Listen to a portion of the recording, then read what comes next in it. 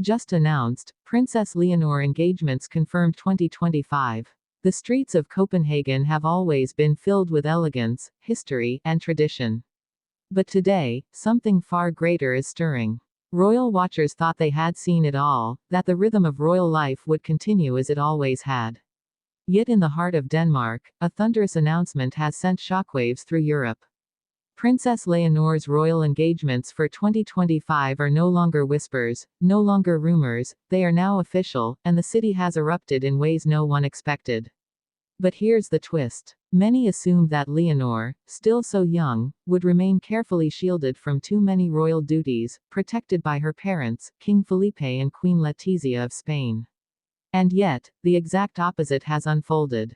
Leonor is not being hidden, she is being unveiled. With her calendar of 2025 engagements confirmed, the world now sees her not just as Spain's crown jewel, but as a royal force who is stepping directly into her destiny. And here's where the story becomes even more fascinating. These engagements are not just about Spain. They are international, groundbreaking, and deeply symbolic. Copenhagen stands as the first stage of this transformation, a city now intertwined with Leonor's path as future queen. The eruption of excitement here is not simply about one visit. It is about the dawning of a new royal chapter that ties together monarchies, traditions, and the very future of Europe. Now let us step into the story itself, moment by moment, detail by detail. Princess Leonor, at just 19, has already carried responsibilities few her age could imagine. From her years of education at the UWC Atlantic College in Wales, to her military training in Zaragoza, she has been forged in discipline and service. But 2025 is different.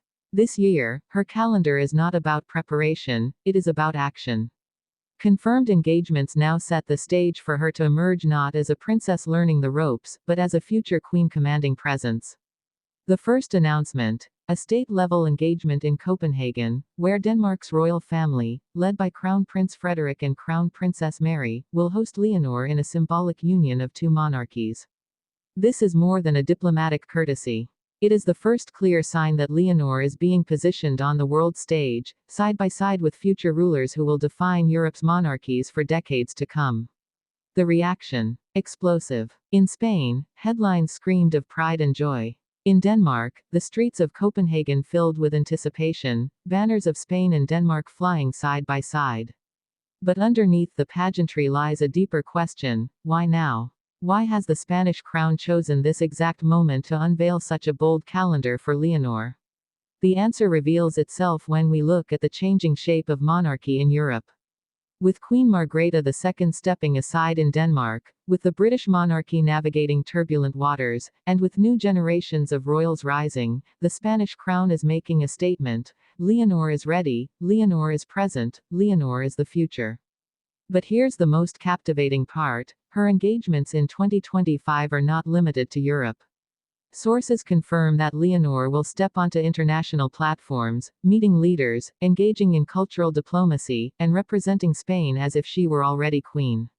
This strategy is deliberate. It tells the world, succession is not just a dream for the future. It is unfolding, here and now. And still, the story deepens. For what does this mean for Leonor personally? She has lived her life under extraordinary scrutiny, balancing youth with responsibility, navigating family expectations with her own sense of identity. And now, with this schedule of engagements, she is being asked to fully embrace the role that has always awaited her. Observers in Copenhagen have been stunned not just by the announcement, but by the atmosphere it has created. Crowds gathered at Amalienborg Palace, chanting her name, waving Spanish flags, as if she were already one of their own.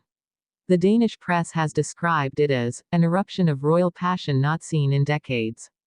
And yet, within this eruption lies a delicate layer of tension. For every adoring supporter, there are skeptics who wonder, can Leonor carry this weight? Can she maintain the balance between duty and self, between personal dreams and national expectations? These questions are not just whispers, they are part of the dialogue surrounding her engagements. And Leonor's every step will serve as the answer. The next engagements reveal even more. Following Copenhagen, Leonor is confirmed to attend a series of cultural and diplomatic events across Spain, cementing her presence not just as heir but as a working royal. These include visits to Andalusia, Catalonia, and the Basque Country, regions where the monarchy must tread carefully, where Leonor's presence will carry both symbolism and political weight. Internationally, her confirmed presence at a youth summit in Geneva, followed by a joint engagement in Paris with other European heirs, speaks volumes. This is not just about Spain, it is about Leonor becoming a face of unity, a bridge between traditions and futures. And the curiosity loops continue.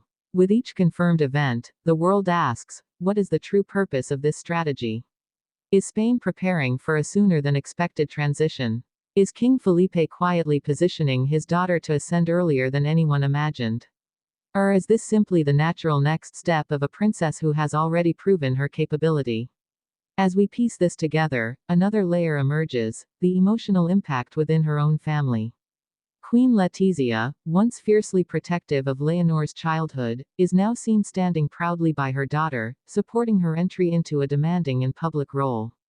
King Felipe, too, has spoken with emotion about Leonor's maturity, describing her as a daughter who carries both the crown and the people in her heart. And yet, the shadow of tension lingers. Royal insiders whisper of debates within the palace, of disagreements about just how fast Leonor should be placed in the spotlight. Some fear the weight could overwhelm her. Others argue there is no time to waste, that Spain needs her visible, strong, and ready. Back in Copenhagen, the eruption continues. Danish commentators draw parallels between Leonor and Crown Prince Christian, Denmark's young heir. Their paths, though different, now converge in a moment of symbolic importance. Together, they represent a future generation of monarchs who must redefine royalty for the modern age. And so the story circles back to its beginning. Copenhagen's eruption is not about a single announcement. It is about the unveiling of destiny. Princess Leonor's 2025 engagements are not a list of events, they are the blueprint of a reign that has not yet begun, but already feels inevitable. For 39 minutes, we have walked through the layers of this unfolding drama, the excitement in Copenhagen, the symbolism for Europe, the pride of Spain, the whispers within the palace, the questions of readiness, the undeniable rise of a young woman stepping into her fate. And as the final word of this announcement echoes across Europe, the world is left with one certainty: 2025 is not just another year. It is the year that Princess Leonor stopped being simply the heir, and started being the queen in waiting.